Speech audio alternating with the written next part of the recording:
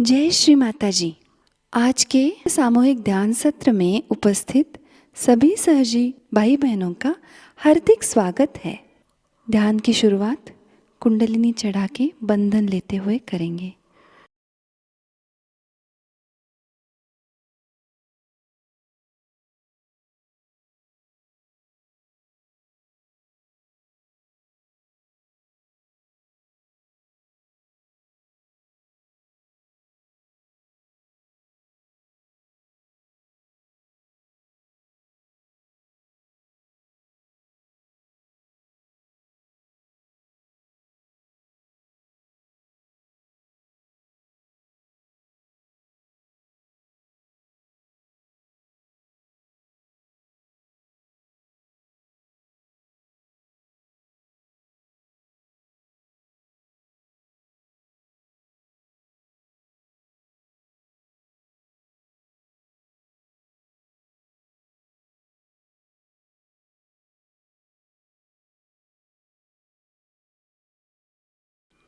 तीन महामंत्र और श्री गणेश मंत्र।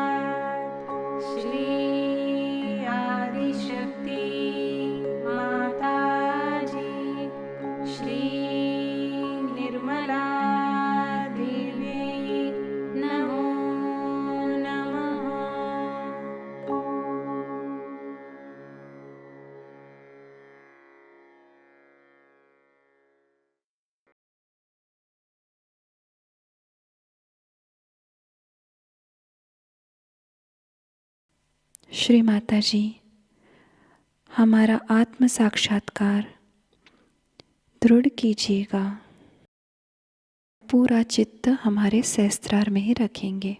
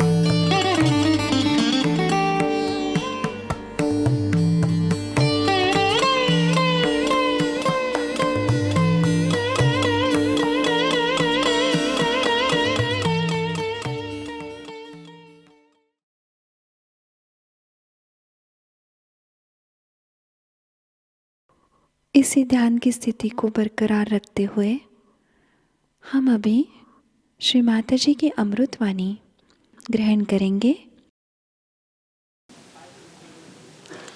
सत्य को खोजने वाले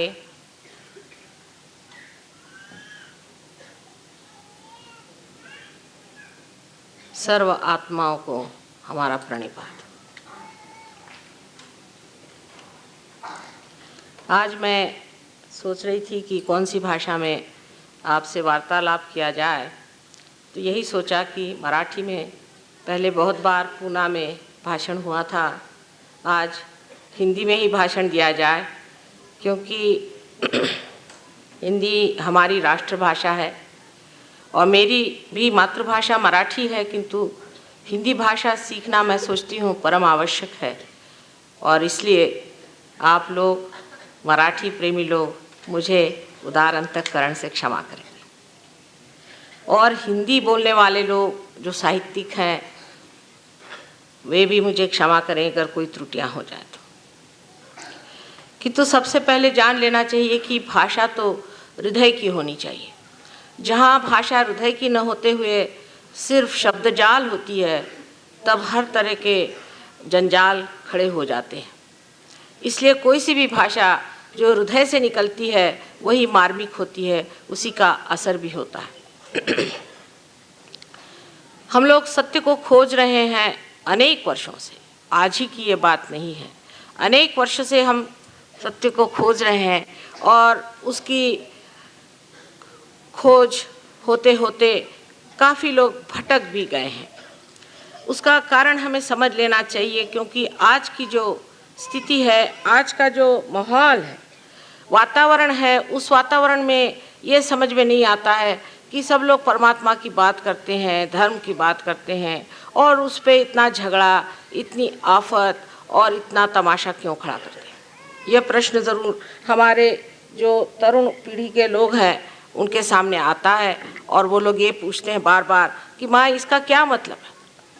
अगर ये परमात्मा सच्चाई है, परमात्मा अगर प्रेम है, और परमात्मा अगर कृपा, तो ये सब तो लगते नहीं कि इन पे कोई परमात्मा की कृपा है या इन पे कोई परमात्मा का असर भी है।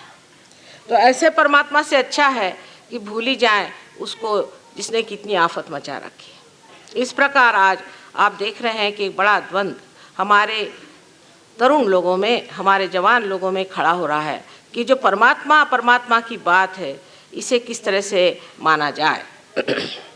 चाहे आप माने या न माने, परमात्मा है। ये मानने न मानने की बात नहीं, जो अस्तित्व है वो रहेगा, चाहे आप माने या न माने। लेकिन ऐसी क्या बात हो गई कि जिसकी वजह से मनुष्य ऐसे गलत रास्तों पे चला जाता है जहाँ परमात्मा खोजने से भी नहीं मिलता। ये समझने की अगर हम कोशिश करें तो कहाँ हमारी गलती हो गई, ये हमारे दिखाई देगी। अब सहज योग जो है, सहज, सह माने आपके साथ, जो माने जन्मा हुआ, जो आपके साथ जन्मा हुआ योग का कार्यक्रम है, जो आपके लिए योग की युक्ति है। इतना ही नहीं, एक आपके लिए आश्वासन है, वो सिद्ध करने का आज समय आ गया है। सहयोग ये कोई आज का काम नहीं, हजारों वर्ष पहले भी इंद्र को आत्म साक्षात्कार दिया गया था, आत्मज्ञान दिया गया था, तब भी सहयोग था। और उसके बाद आपने देखा है मार्कंडेय स्वामी ने, जो कि 14,000 वर्ष पूर्व इस संसार में आए थे, उन्होंने भी सहज की महत्व बताई है। लेकिन ये बात बहुत खोल करके कही नहीं गई। उसके बाद बहुत सालों बाद हम कह सकते हैं कि इसको खोल कर पहले ही आदि शंकराचार्य ने सर्व समाज के सामने रखा। तो भी ये नहीं कहा गया कि ये चीज़ होती कैसी, पूरी तरह से बात नहीं कही गई, क्योंकि वो समान नहीं था। कृष्ण ने भी कहा कि आपको आत्मा को जान लेना चाहिए, जिसने आत्मा को जाना वही समझ सकता है। क्राइस्ट ने भी यही कहा कि आपका पुनर्जन्म होना चाहिए। बुद्ध ने कहा, महावीर ने कहा, सब ने ये कहा कि आपका पुनर्जन्म होना चाहिए। लेकिन इस बात को खोल करके आदि शंकराचार्य ने बताया कि इसके सिवाय कोई और इलाज आपका नहीं है। जब तक आपके अंदर से चैतन्य की सौंदर्य लहरियाँ नहीं बहेंगी, तब तक सलीलम सलीलम उन्होंने कहा, तब तक ये शब्द जाल छूट नहीं सकते। लेकिन सबसे ज़्यादा मैं कहूँ कि नानक साहब और कबीरदास जी, इन लोगों ने तो पूरी तरह से कोशिश करके, और जो सत्य उसे सामने रखा कि कुंडलिनी के जागरण के सिवा कोई भी कार्य सिद्ध नहीं हो सकता। लेकिन उनका बोलने का ढंग इतना ज़बरदस्त और इतना ज़ोर का था कि लोग उसे समझ नहीं पाए। और यही बात मैंने महसूस की कि इस दुनिया में जब तक लोगों को आप आत्मज्ञान नहीं देंगे, उसकी बातचीत करना बड़ा बेकार सा हो जाएगा। जैसे गीता लिख दी, वो लोग पढ़ पढ़ के बेकार हो गए। उसके बाद और कोई ज्ञान की बात लिख दी, जिसे पढ़ पढ़ के लोग बेकार हो गए। लेकिन अब जो बात है वो करने की, दिखाने की, बतलाने की नहीं रही। और वही बात सोच करके मैंने इस पर बहुत जानने की कोशिश की कि मानव में कौन से दोष होते हैं, इसमें कौन सी तकलीफ़ें होती हैं, जिसके कारण ये परमात्मा को नहीं जान पाता है। और काफ़ी उम्र तक इस पर मेहनत करने पर एक दिन सहज में ही मैंने सोचा कि सहस्त्रार के खोलने से ही सब ठीक हो जाएगा, और उसी प्रकार ये सहयोग हमारा प्रस्थापित हुआ है। अब इसमें जान लेना चाहिए संक्षिप्त में कि ये जीवंत प्रक्रिया हमारे अंदर है, जीवंत। जैसे कि हम एक अमीबा से इंसान बने हैं, उसी तरह से आज इंसान से हमें अति मानव बनना है, और वो भी एक जीवंत क्रिया से होने वाला। उसमें कोई सी भी नकलियत नहीं है कि जो शब्द जाल से हो जाए, कुछ सर पे खड़े होने से हो जाए, कपड़े बदलने से हो जाए, या बाह्य की चीज़ें छोड़ देने से हो जाए। ये तो अंदर की प्रक्रिया है। जैसे बीज आप उगवाना चाहते हैं, उसमें अगर अंकुर आना है तो उसे आपको माँ के हृदय में डालना होगा, उसको इस पृथ्वी के पेट में डालना होगा और वो अपने आप अकस्मात सहज में ही अंकुरित होता है। कैसे होता है क्या आप बता सकते हैं? एक फूल फल कैसे होता है आप बता नहीं सकते। इसी प्रकार सहज योग जो है वो भी एक अद्भुत घटना ज़रूर है, लेकिन ये किस प्रकार होती है ये हम बता सकते हैं, क्योंकि मनुष्य के जितने भी कार्य हैं वो सब ज्ञात होने चाहिए। और इसलिए आप जान सकते हैं कि अपने अंदर जो कुंडलिनी स्वरूपा शक्ति है, जो त्रिकोणाकार अस्थि में बैठी हुई है, वो जागृत होने से ही आत्मबोध होता है। आश्चर्य की बात है कि गीता पर, गीताई लिखते वक्त में ज्ञानेश्वरी जो है वो गीता ही पर लिखी हुई है पूर्णतया। ज्ञानेश्वर जी ने 6ठे अध्याय में कुंडलिनी का बड़े ज़ोर शोर से व्याख्यान किया हुआ है, उसको बतलाया हुआ है, समझाया, उसका वर्णन भी बहुत सुंदर किया, बहुत ही सुंदर किया हुआ है। और उसके बाद उन्होंने ये भी बताया है कि जिस वक्त ये कुंडलिनी का जागरण होगा तब किस तरह से लोगों को लाभ होंगे। उसमें से एक बहुत ही सुंदर चीज़ ये है कि जो जे वांछिलते तो लाहो, जो चाहोगे वो मिलेगा, लेकिन चाहत ही इंसान की बदल जाती है, उसके चाहने का ढंग ही बदल जाता है। अब ये कुंडलिनी हमारे अंदर स्थित है। अब कोई अगर साइंटिफिक लोग हैं तो वो कहेंगे कि साहब ये कैसे आपने जाना। अब हम जानते हैं, आप चाहें तो इस बात को माने या न माने, लेकिन एक बात है, अगर आप साइंटिस्ट भी हैं तो आपको अपना दिमाग खुला रखना चाहिए, ओपन माइंडेडनेस होनी चाहिए। अगर आप ओपन माइंडेड नहीं है तो आप कभी भी साइंटिस्ट हो नहीं सकते। हम एक आपके सामने कहना चाहिए कि जिसे एक धारणा, एक हाइपोथेसिस रख रहे हैं, उसको अगर हम सिद्ध कर दें तो फिर वो तो कायदा हो ही जाता है। इसी प्रकार कुंडलिनी भी ज़रा गहरी चीज़ है, और उस गहरी चीज़ को पाने के लिए सबसे पहले अपने दिमाग को खुला रखें। पहले ही से आप डंडा लेकर खड़े हो जाइएगा तो हम आपको क्या बताएंगे। मैंने ये देखा हुआ है कि सिर्फ परमात्मा के साम्राज्य में ऐसे कार्य होते हैं। देखिए, अगर आप कॉलेज जा रहे हैं, यूनिवर्सिटी जा रहे हैं, आप एडमिशन के लिए कितनी कोशिश करते हैं, क्या क्या दुनिया भर के आफ्ते करके एडमिशन कराते हैं, एडमिशन लेते हैं और अपने गुरुजनों के सामने गर्दन झुका के बैठते हैं कि वो जो भी कहे वो प्रमाण होगा। लेकिन मैंने देखा है कि संसार में जितने बड़े बड़े साधु संत आए, उनको तो हम लोगों ने सताया है, उनकी तकलीफ़ थी, उनकी कोई बात नहीं सुनी और उनको परेशान करते रहे और हर समय उनसे चर्चा और वाद विवाद करके उनको परेशान किया। इस तरह से आप ज्ञान को प्राप्त नहीं कर सकते। ज्ञान के लिए सबसे पहले चीज़ है कि मैंने अभी तक जाना नहीं, मुझे आगे जानने का है, जिसके ऊपर सब बड़े बड़े शास्त्रों में, सब बड़े बड़े साधु संतों ने लिखा हुआ है। रामदास स्वामी को आप उठाइए तो उन्होंने साफ लिख दिया कि पढ़ पढ़ करके कुछ नहीं होने वाला। हमारे कबीरदास जी ने तो साफ लिख दिया कि पढ़ी पढ़ी मूर्ख पंडित मूर्ख भय, साफ साफ लिख दिया उन्होंने। और कितनी ही बातें इन साधु संतों ने इतनी साफ लिखी हुई है कि बड़ा आश्चर्य होता है कि हम उनको ही पढ़ के उन्होंने जिस चीज़ को मना किया है वही कैसे करते हैं। अब उसका कारण मैं आपसे बताऊंगी कि क्यों ऐसा हो जाता है और इसके कारण कैसे हमारा जो धर्म है वो किसी तरह से अधर्म में ही परिवर्तित हो जाता है। अब कुंडलिनी शक्ति जो है ये है शुद्ध इच्छा, ये है शुद्ध इच्छा, माने बाकी जितनी भी इच्छाएं हैं अशुद्ध हैं, क्योंकि अगर वो अशुद्ध नहीं होती तो एक चीज़ मिलने पर दूसरी चीज़ मिलने की इच्छा न होती। हमारे जो इकोनॉमिक्स के लॉज हैं, अर्थशास्त्र के जो लॉज हैं, उसके अनुसार कोई सी भी ज़रूरतें सर्वसाधारण तरह से पूरी नहीं होती, क्षमित नहीं होती हैं। माने ये कि in general they can not be satisfied in general. इसका मतलब यह है कि आपको एक चीज़ मिल जाएगी इन पर्टिकुलर, लेकिन अगर वो चीज़ मिलने के बाद आप चाहेंगे कि दूसरी चीज़ मिले, फिर तीसरी चीज़ मिले।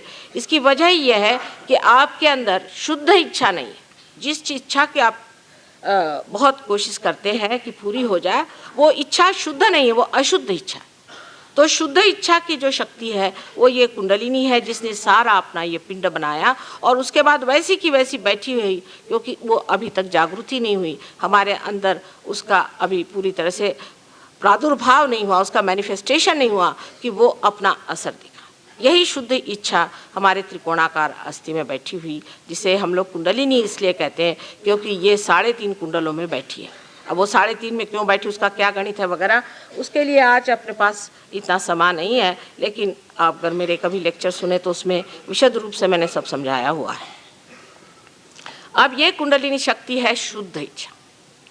तो सर्वप्रथम शुद्ध इच्छा जो है वो हमारे अंदर जब उठती भी है तो हम क्या देखते हैं कि हमारे अंदर ये चक्रों से गुजरते वक्त वो चक्रों से अपने को अलिप्त रखते हुए पूरे तरह से उसको प्लावित करती है। और यही तार्किक दृष्टि से भी देखा जाए तो सही बात है कि जब एक पेड़ के अंदर उसके अंदर का रस, उसका सैप जब उठता है, अगर वो एक जगह कहीं भी चिपक जाए और किसी भी एक चीज़ में ख़त्म हो जाए तो वो पेड़ भी ख़त्म हो जाएगा और वो चीज़ भी ख़त्म हो जाएगी। उसी तरह से जब ये कुंडलिनी हमारे अंदर जागृत होती है और बढ़ने लग जाती है तो ये शुद्ध इच्छा बाकी की जो इच्छा है उनको दूर हटाती जाती है। लेकिन इसके बिल्कुल उल्टा हमारा कार्यक्रम रहा कि जब हम धर्म की ओर मुड़े। पहले तो जब हम धर्म के ओर मुड़ते हैं या किसी भी चीज़ के ओर मुड़ते हैं तो पहले हमारा उनसे शारीरिक रिश्ता जुड़ जाता है। हम लोग ये देखते हैं कि इससे शारीरिक या जड़ चीज़ें क्या मिल सकती।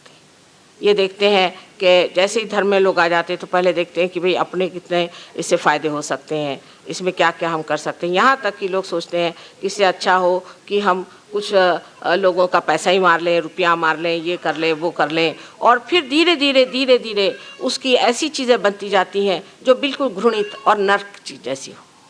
शरीर के ओर चित्त जाता है। मनुष्य का जब शरीर के ओर चित्त जाता है तो वो शुद्ध इच्छा में नहीं है।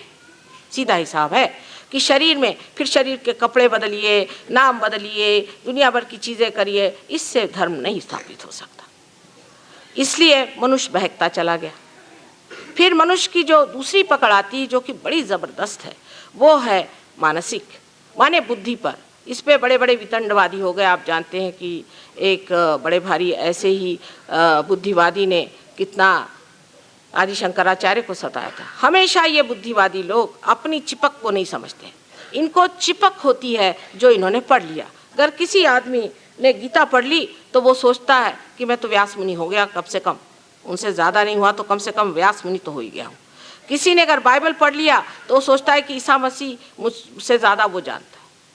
ये जो बौद्धिक पकड़ हमारे अंदर आ जाती है उससे और भी प्रश्न खड़े हो जाते हैं। सारा ईसाई धर्म जो है आज इस बौद्धिक पकड़ की वजह से खत्म हो चुका है।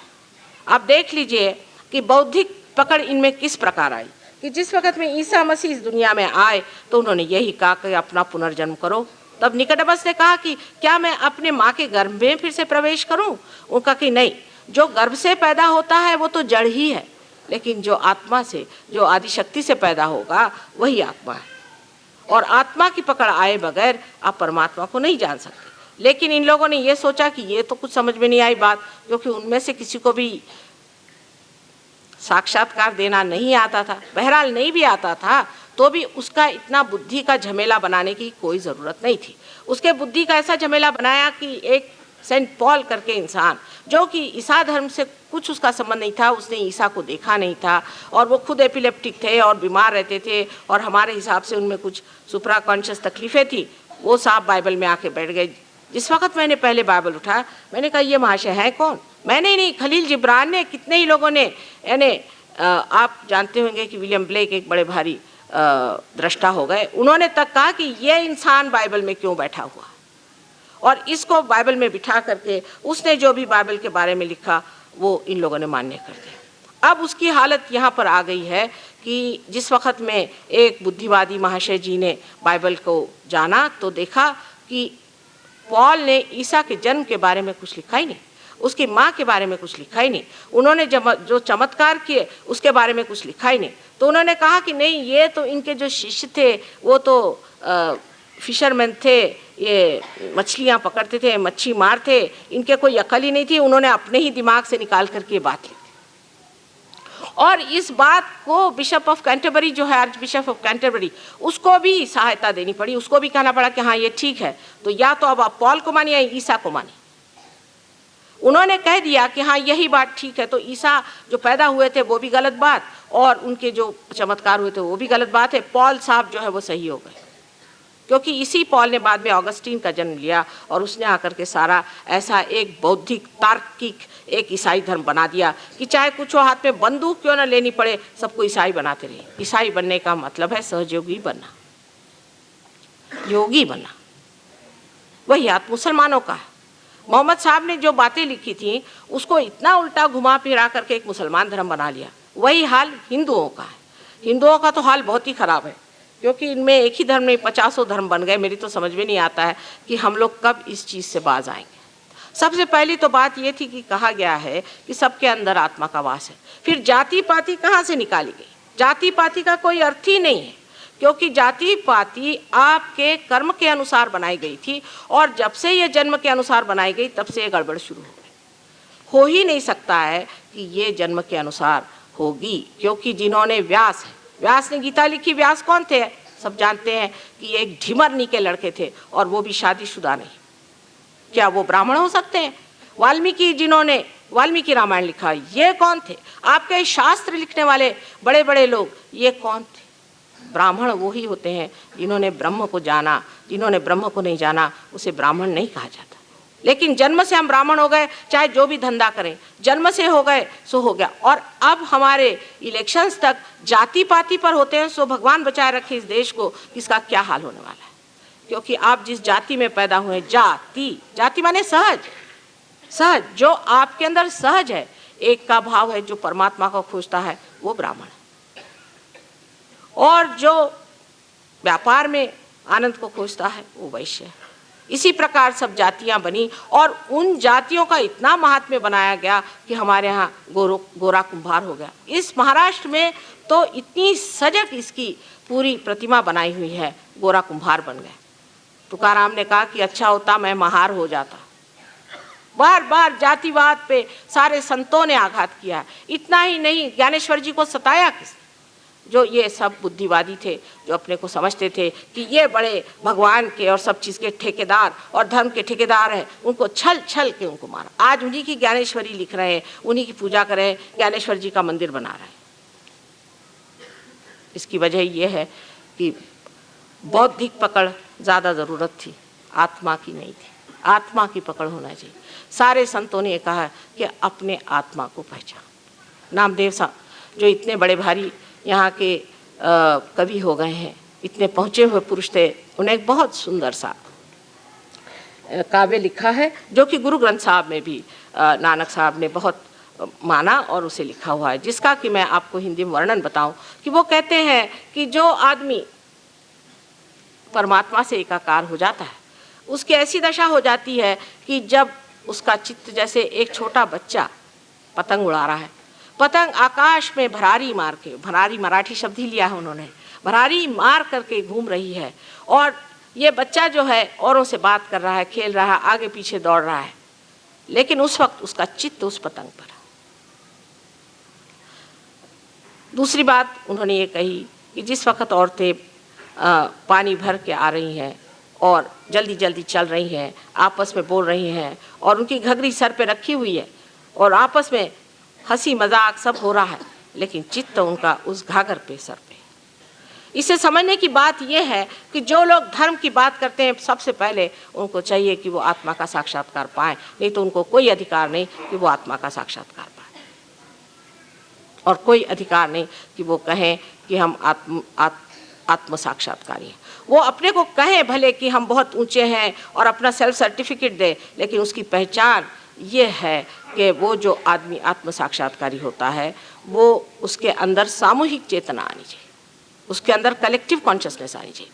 अगर उसके अंदर वो सामूहिक चेतना नहीं आई तो वो कितना भी अपने को सेल्फ सर्टिफिकेट करे तो भी तो आत्म साक्षात्कारी नहीं है। और ये बड़ी ज़रूरी चीज़ है कि धर्म को पालने वाले, धर्म को संभालने वाले आत्म साक्षात्कारी होना चाहिए। धर्म पे चर्चा करना भी उन्हीं का अधिकार है जिन्होंने अभी तक उस प्रकाश को पाया नहीं, आत्मा के प्रकाश को पाया ही नहीं। वो क्या उसकी बात करेंगे जो अंधेरे में खड़े हुए, अंधेरे की ही चर्चा होगी। या एक अंधा आदमी क्या बताएगा कि कौन से रंग है और कौन सी कला यहाँ पड़ी हुई है। इसलिए पहले अपनी आँख खोलनी चाहिए, और वो आँख सिर्फ आत्मा के ही दृष्टि से जाना जाता है। गीता में भी कहा आत्मन्येव आत्मने तुष्टः, आत्मा आत्मा से ही तुष्ट होता है। तीसरी पकड़ और भी उससे बेकार है, बहुत ही बेकार है, जिसमें कि मनुष्य अपने भावना से किसी को चिपक जाता है। अब भावना उनको है जिसे हम कभी कभी श्रद्धा समझते हैं, पर ये श्रद्धा नहीं, ये अंधभक्ति है। अंधभक्ति से लोग चलते हैं। अंधभक्ति माने ऐसी कि जिस वक्त में ईसा मसीह आए तो लोगों ने कहा कि हम तो भाई मोजेस को मानते हैं, क्योंकि मोजेस तो मर गए थे, अब हम मोजेस ही के, हम तो ईसा मसीह को मानते नहीं।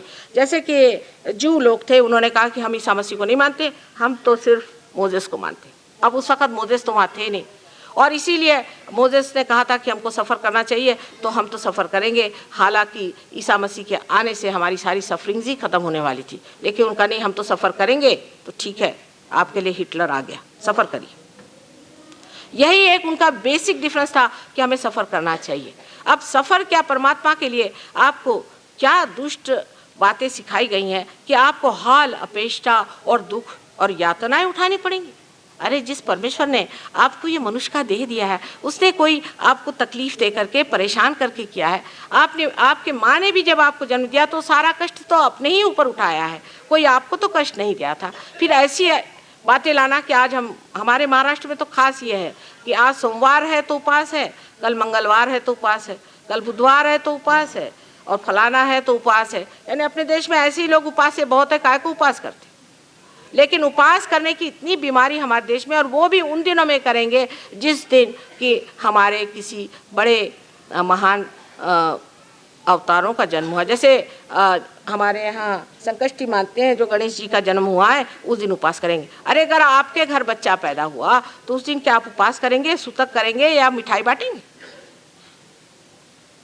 सब उल्टी बात कर दी कि ये जो भावनावश होकर के अपने को दुख देने से परमात्मा मिलते हैं, आपको यातना देने से परमात्मा मिलते हैं, जैसे शिया लोग करते हैं। ये बड़ी गलत फहमी में लोग बैठे। उल्टे जो प्रसन्न चित्त हैं उन्हीं को परमात्मा मिल सकते।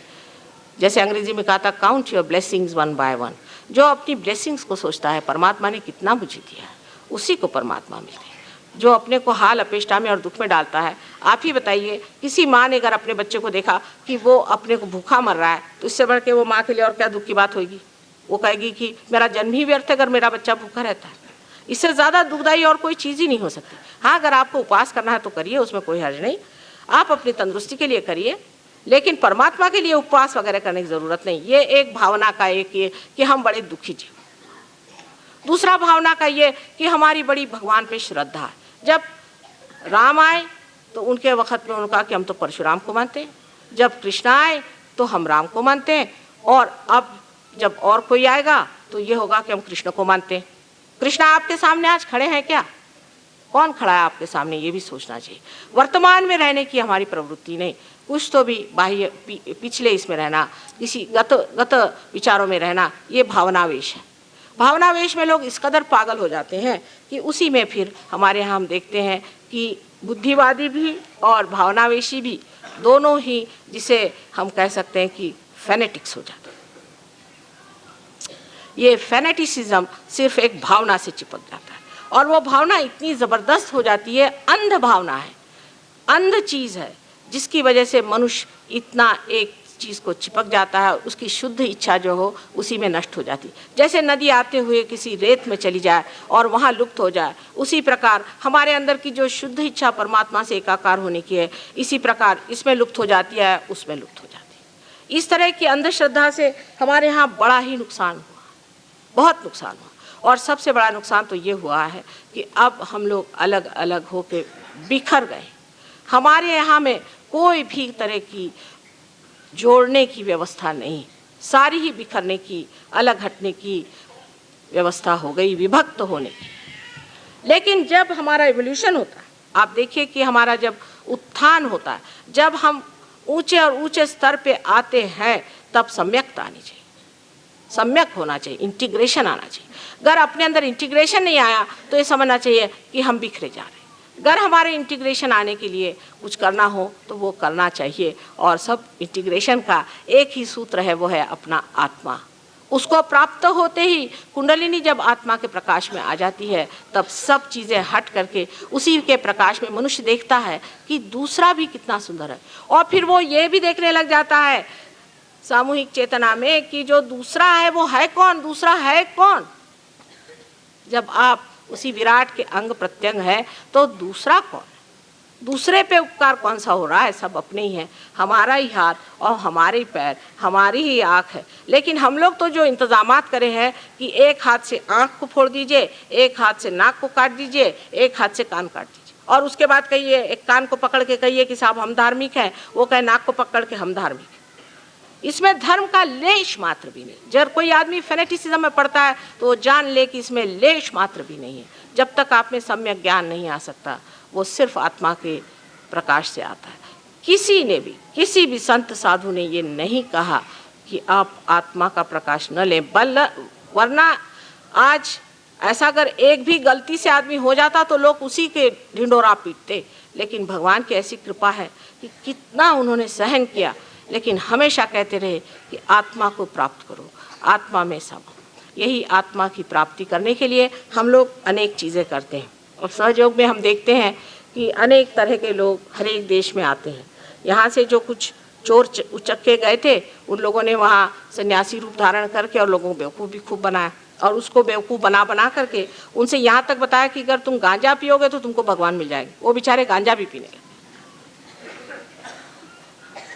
उनकी इतनी अंधश्रद्धा ज़्यादा है कि उनको जो भी बताइए वो कनेक्ट कर। किसी ने कहा कि तुम नग्न हो जाओ तुमको भगवान मिल जाएंगे, तो नग्न भी होगा।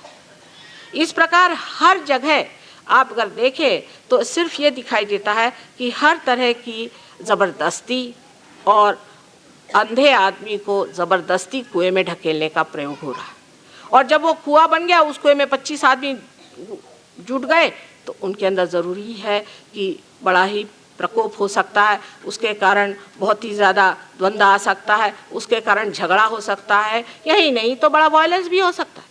इस तरह सबको कुएं में ढकेल दीजिए और उस पर अपना आधिपत्य बना के बैठ गए कि हम इस जगह के मठाधीश हैं, हम इस जगह के पोप हैं, हम इस जगह के फलाने हैं, वो हैं। यानी यहाँ तक कि ज़ैन जैसी बड़ी भारी चीज़ जो कि विदितामा ने शुरू की थी, जो कि बहुत ही ऊंची चीज़ है और बड़े ऊंचे सतह पर वो बात करता था, लेकिन उसके जो मुख्य हैं उनको मैंने देखा कि उनकी कुंडलिनी तो नीचे में बैठी है, तो पार भी नहीं। मैंने कहा आप ज़ैन कैसे? ज़ैन का मतलब ही ज़ शब्द जो है उसका मतलब है ज्ञ, ज्ञ माने जिसने जाना। तो मैंने पूछा कि आप बैठे कहाँ हैं, ये कैसी बात है? पहले हमारे यहाँ तो 26 हो गए कश्यप, तब से कोई कश्यप नहीं हुआ, और मैं कहाँ से हो सकता हूँ? ये तो 12वीं शताब्दी में सब खत्म हो गया, 26 कुल हुए। तो मैंने कहा आप उस तख्त पे क्यों बैठे? तख्त पे तो आप बैठे हुए हैं और आपका अधिकार क्या है? उसी प्रकार वेद का हुआ। वेद में पहले ही श्लोक में कहा है कि जिसको विद हो जाए तब वेद का अधिकार है। जिसने विद नहीं, जिसको विद नहीं है, जिसने जाना नहीं है, उसको वेद क्या करेगा? अब विद होना माने क्या? विद माने अपनी अंदर जो चेतना है उसमें उसे जानना। यानी अंग्रेजी में कहा जाए तो एक अपनी सेंट्रल नर्वस सिस्टम में हमको अपनी आत्मा को जानना चाहिए। अगर हम अपने सेंट्रल नर्वस सिस्टम पे नहीं उसे जानते हैं तो ये हमें विद नहीं होगा, क्योंकि जो भी कुछ हमने अपने उत्क्रांति में और इवोल्यूशन में पाया है वो सब हम अपने सेंट्रल नर्वस सिस्टम में मानते हैं। आत्मा के प्राप्ति से कितने लाभ होते हैं, अनेक अनंत है, मैं उस पर बता नहीं सकती हूँ, लेकिन कल कुछ मैं बताऊंगी इसके मामले में आपको कि इसके कितने लाभ होते हैं, क्योंकि मनुष्य पहले लाभ ही देखता है। ये बात माँ को जानना चाहिए कि अपने बच्चे पहले चॉकलेट खाते हैं, इसलिए पहले लाभ कराओ और फिर उनको समझाओ कि ऐसे ही आगे बढ़ते बढ़ते तुम दूसरों का भी लाभ करा सकते हैं। जब दूसरों का भला होता है, जब दूसरों का अच्छा होता है, तब जा करके आपको असल में पता होता है कि सहज योग से हमने क्या प्राप्त किया। तब तक तो आपको लगता है कि मैं स्वार्थी हूँ, मैं अपने ही लिए हूँ, मैं अपने ही को देखता हूँ, लेकिन मैं दूसरों को कुछ नहीं कर पाया। जब आप दूसरों को देने लग जाते हैं तब इसका असली मज़ा आने लग जाता है। हमारे यहाँ अनेक वाद विवाद हैं, हर एक बड़े बड़े अवतरणों के वाद विवाद लोगों ने खड़े कर दिए हैं, लेकिन उसकी असलियत को कोई नहीं जानता। जैसे गीता में हो सकता है कि उन्होंने कुंडलिनी का उल्लेख नहीं किया क्योंकि समय नहीं था कुंडलिनी की बात करने की, लेकिन उन्होंने साफ कर दिया कि योगक्षेम वहाम्यहम्, पहले योग करो फिर क्षेम करेंगे। ऐसी संस्था अपने देश में अनादिकाल से है जो योग प्रदान करती रही। यहाँ पर महाराष्ट्र में नाथ संप्रदाय जो था उसने योग की संपदा लोगों को दी, लेकिन 1-2 आदमी उस वक़्त में पार होते थे। 1 ही 2, आपको मालूम है राजा जनक के टाइम में 1 ही नचिकेता को उन्होंने पार किया था। वो भी बहुत परीक्षा के बाद। और यहाँ भी कुछ गुरु ऐसे अब भी हैं जो कि ये कार्य कर सकते हैं, पर एक ही दो को इसलिए करते थे क्योंकि तब हमारा जो वृक्ष था, धर्म का वृक्ष था, उसकी शुरुआत थी। उस वक्त एक ही दो उसमें फूल लगते। लेकिन जहाँ जहाँ ऐसे महान लोग हुए हैं, उनका भी प्रयास करके, उनको गलत धारणा में लेकर के हमने अपनी अपनी संस्थाएं बनाई, जिसमें या तो शारीरिक, मानसिक या बौद्धिक पकड़ थी, और धर्म था नहीं। क्योंकि धर्म जो है वो आदमी में बैलेंस देता है, उससे आदमी में बैलेंस आना चाहिए, उसके अंदर संतुलन आना चाहिए। अगर मनुष्य के अंदर संतुलन नहीं आया तो वो धार्मिक नहीं है, वो असंतुलन में गया चला गया तो वो बेकार। धर्म सिर्फ संतुलन के लिए दिया, क्योंकि अगर आपका उड़ान होना है, आपका अगर असेंट होना है, तो आपको सबसे पहले बैलेंस आना चाहिए। लेकिन धर्म में ही लोग जड़े रहेंगे ही नहीं। अगर उनमें पूरा बैलेंस आ जाएगा तो उनका उड़ान वो करेंगे ही। लेकिन हम अपना बैलेंस नहीं देखते, हमारे अंदर कोई भी बैलेंस नहीं आ पाता है, क्योंकि हम तार्किक धर्म में रहते हैं, या किसी अंधश्रद्धा में रहते हैं, या किसी शारीरिक पूजा में लगे रहते हैं। उससे धर्म अंदर नहीं आता। सबसे पहले ये है कि आप अपने को बैलेंस करें, अपने में देखें क्या बैलेंस है। और जब आप अपने को बैलेंस करना चाहते हैं, इस वक्त आप सोचते हैं कि हम संतुलन में रहें, किसी भी एक्सट्रीम पे नहीं जाए, तो असहज में ही आपके अंदर सुबुद्धि, जिसे हम विजडम कहते हैं। और सबसे बड़ी बात हमारे लिए इस भारतवर्ष में तो ये है कि यहाँ की भूमि स्वयं एक योग भूमि है, बहुत पवित्र भूमि। आप यहाँ पैदा हुए, ये कितनी महान बात है, इसे आप जानते नहीं। एक बार मैं लंदन से आ रही थी, रास्ते में जैसे ही इस पवित्र भूमि को हमने पार किया, मैंने हमारे हस्बैंड से कहा कि साहब यहाँ पर देखिए, हम हिंदुस्तान छू गए। कहा कैसे पता? मैंने कहा आप जाके पूछिए। तो पायलट ने कहा कि अभी 1 मिनट पहले हमने हिंदुस्तान का किनारा छुआ, क्योंकि चारों तरफ चैतन्य की लहरियाँ मुझे दिखाई दे रही थी कि इसी भारतवर्ष में। और महाराष्ट्र की तो क्या बात कही जाए कि महाराष्ट्र के अंदर जब रामचंद्र जी आए थे, तब भी वो पैर के जूते उतार करके इस पवित्र भूमि पर चले थे। इस पवित्र भूमि ने अनेक संत साधुओं को जन्म दिया, लेकिन उसका भी पाखंड बना करके हमने बहुत सारा बनाया हुआ। हर घर में उन्होंने कहा कि आपको गुरु होना चाहिए। गुरु होने का मतलब है कि कोई जेल से छूटा, उसने काशाय वस्त्र पहन लिया, हो गए वो गुरु। सतगुरु होना चाहिए। और कहा है जो साहिब मिले, जो आपको परमात्मा से मिला है, वही सदगुरु है। पर हर आदमी गुरु बना बैठा रहता है, उसकी शक्ल में भी नहीं दिखाई देता कि गुरु है। ऐसी शक्ल कि उसके एक एक आप झुर्रियाँ गिन लीजिए, उसकी शक्ल ऐसी कि जैसे मरा जा रहा है, मरगिल्ला, उसको खुद ही बीमारियां हो रही है। अगर ये नहीं है तो दूसरे तरह का कि जो फूल करके इस तरह से हो गया है, जो दूसरों से पैसा लूटता है और उनको गंदी बातें सिखाता है, अधर्म की बातें सिखाता है। ऐसे लोग, अच्छा है कि बहुत आजकल अमेरिका चले गए हैं, वहीं वो पनपे, उस संस्कृति में अच्छे से पनप सकते हैं। इस भारतवर्ष में ऐसे लोग नहीं पनप पाएंगे। थोड़े दिन चलेंगे, फिर उनको जाना पड़ेगा यहाँ से, यहाँ चल नहीं सकते। दूसरी बात बहुत बड़ी हमारे लिए भाग्य की है कि हमारी भारतीय संस्कृति अत्यंत महान संस्कृति है, क्योंकि ये हमेशा परमात्मा की ओर दृष्टि उठाती है।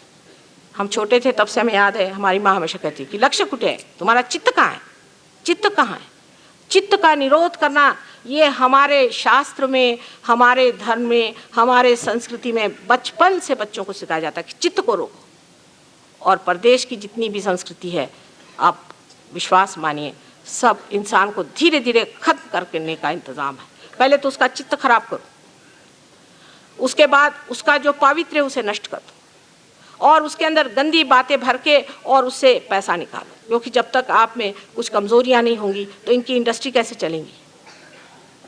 ऐसी ऐसी इंडस्ट्री बनाओ जिससे कि बेकार ही में लोगों से पैसा लिया जाए, जिससे ये बेवकूफ़ बनाया जाए और उनको लूटा जाए, जितना भी हो उनको मिटाया जाए। आप देख लीजिए कि साइंस भी जो आज आपने बना के रखा है, उसने भी क्या बनाया है, तो एटॉमिक बॉम्ब। ये अच्छी बेवकूफ़ी है, कितनी मेहनत करके हम लोगों ने एटॉमिक बॉम्ब बना दिया कि जो हम ही को डिस्ट्रॉय करे, जो हम ही को ख़त्म कर दे। ऐसा हमने क्यों बनाया? आखिर क्या बात है कि हमारे अंदर वो भी शक्ति बैठी हुई जो जड़ है, जिससे आज हम आत्मा होने चाहते हैं, और जड़ शक्ति जो है वो फिर इसको जड़ बनाना चाहती है। और जड़ की तरफ जाना बहुत आसान है, ऊपर उठना कठिन है, लेकिन कूदना नीचे बहुत आसान है। इसलिए मनुष्य जड़ की ओर बहुत जल्दी जाता है, और जड़ता की ओर जाने से कैसे आप उठ सकते हैं। पर ये हमारी भारतीय संस्कृति ही ऐसी संसार में है जो कि आपको ऊपर की ओर उठाती है, हर चीज़ में ऊपर की ओर उठाती है। और ऊपर की ओर उठना ही आपका लक्ष्य है। बाकी सारी ज़िंदगी जो है वो शून्य है, पॉइंटलेस, उसमें कोई अर्थ नहीं है। जो ज़िंदगी आपको ऊपर की ओर उठाए, ऊंचे ऊंचे तरीके से ऊंचे ऊंचे विचारों में उठाए, वही आपके लिए असल ज़िंदगी है और बाकी की सारी नकल है जिसे हमें छोड़ देना चाहिए। सारे संत साधुओं ने बड़ा कार्य कर दिया, लेकिन जब मेरा जन्म हुआ तो मैंने देखा कि ये लोग तो संत साधुओं के पीछे भी हाथ धो के पड़े हुए हैं। जैसे आजकल एक नई बात बुद्धिवादियों ने निकाली है कि शंकराचार्य ने सौंदर्य लहरी लिखा ही नहीं। फिर कम्युनिस्ट लोग तो ये कहते हैं कि शंकराचार्य खोकस पोकस थे। सबके पीछे हाथ धोकर लोग पड़े रहे जिंदगी में, अब मरने के बाद भी उनके पीछे हाथ धोकर पड़े, क्योंकि वजह यह है कि ये लोग अपने अहंकार से अभी छूटे नहीं। इसीलिए वो अहंकार में चिपकी हुई उनकी इच्छा अभी भी उनको तंग कर रही है। उस अहंकार से अपने को छुड़ाना चाहिए, और जब आदमी उस अहंकार को छोड़ के खड़ा हो जाएगा तब देखेगा कि उसका इसी में क्षेम है, उसका इसी में भला है, इसी में उसका उत्थान है और यही उसको पाने का है। बाकी सब चीज़ें जो है व्यर्थ की, उसमें क्यों झगड़ते रहे, क्यों लड़ते रहे, क्यों बात करते रहे। बाद में जब उसको समझ में आता है, हो भगवान कितना समय मैंने बर्बाद कर दिया बेकार चीज़। आप सबको ये लाभ हो, आत्मा का लाभ हो, आप आत्मा को प्राप्त हो, यही मेरी शुद्ध इच्छा है। और परमात्मा की कृपा से ये जब घटित हो तो ये जानना चाहिए कि एक अंकुर मात्र आपके अंदर ही जागृति हुई है।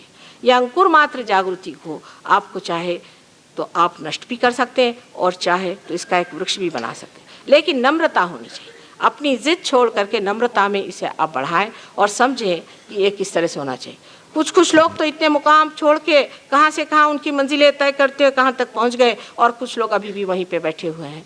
देख करके आश्चर्य होता है कि सहयोग में कैसे लोग कहाँ तक प्रगति करते हैं और कोई लोग बिल्कुल वहीं ज़मीन पे ही गड़े बैठे हुए हैं। इसलिए इसका भी एक विचार रखना चाहिए कि ये प्राप्त होने के बाद हम चाहे कितने भी बड़ी पोजीशन में हो, कितने भी रईस हो, गरीब हो, कुछ भी हो, आज हमको आत्म प्राप्ति हो गई, हम सब एक लेवल पे आ गए। इसके बाद हमें चाहिए कि हम अपना लेवल बढ़ाएं, ऊपर चलें। पैसे जिनके पास हैं या जिनके पास पोजीशन है या जो गरीब हैं, सबका एक जैसा ही हाल है, कोई खास फर्क तो मुझे दिखाई नहीं देता। बस बेहतर ये है कि आप इस सतह पर आ जाए और आत्मा को प्राप्त करें। उसके बगैर आपके देश की गरीबी भी नहीं जा सकती और ये ब्लैक मार्केट नहीं जा सकता। इसके सिवाय यहाँ के जो कुछ एडमिनिस्ट्रेशन की खराबियाँ वो नहीं जा सकती, और जितनी अराजकता है, जो खराबियाँ हैं, सब कुछ इसी से मिट सकती हैं। और कोई तरीका नहीं है कि मनुष्य का उत्थान करना चाहिए। आखिर मनुष्य ही तो सब कर रहा है। अगर मनुष्य ठीक हो जाए, उसकी आत्मा जागरूक हो जाए और इस परमात्मा की प्रेम को वो जान जाए, तब फिर आप देखिए कि कितना फ़र्क आ जाएगा, कितना सारे देश में इसका फ़र्क आ जाएगा। लेकिन यहाँ एक ही रोना है कि कितने लोग ये चाहते हैं। वो लोग तो सोचते हैं कि अभी थोड़ी ज़िंदगी है, बना लो, जो कुछ करना है कर लो। ज़िंदगी बहुत लंबी है, ये अमर ज़िंदगी को पाइए। 2 क्षण की ज़िंदगी में रहने से कोई भी फ़र्क नहीं पड़ने वाला। इसलिए सभी लोगों को मैं बहुत विनती करके कहती हूँ, मैं एक माँ हूँ और मैं सोचती हूँ कि मेरी आर्तता ये है कि किसी तरह से भी आप लोग इस चीज़ को समझें कि अब समय आ गया है इस उत्थान का। ये आखिरी जो हमारे इवोल्यूशन का जो आखिरी जंप है, जिसमें कि हम अपनी सामूहिक चेतना में जागरूक होते हैं, आत्मा में जागरूक होते हैं, उसे प्राप्त करने का ये समय आ गया है। इसे चूकने में कोई अर्थ नहीं है और लोगों को भी इस वक्त गलतफहमी में डालने से कोई अर्थ नहीं। जो हो गया सो हो गया, उसे भूल करके इस अनंत में आप उतरिए। परमात्मा के साम्राज्य में आपको आना चाहिए।